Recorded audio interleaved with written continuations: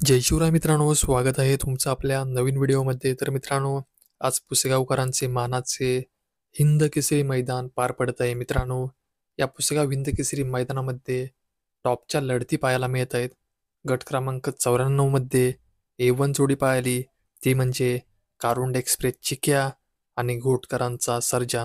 मित्रांनो, घोटकरांचा सर्जा आणि कारुंड एक्सप्रेस चिक्या ही A1 जोडी गट क्रमांक 94 मध्ये तास क्रमांक 5 मधून पाहिली. मित्रांनो, गाडीला खूप टॉपचा स्पीड लागला होता, पण मित्रांनो, या गट क्रमांक 94 मध्ये गाडीने सुट्टा निकाल घेतला आहे आणि तरीसुद्धा गाडीचा पराभव झाला आहे. तर मित्रांनो, नेमकं काय प्रकार घडलं ते आता आपण पाहूया.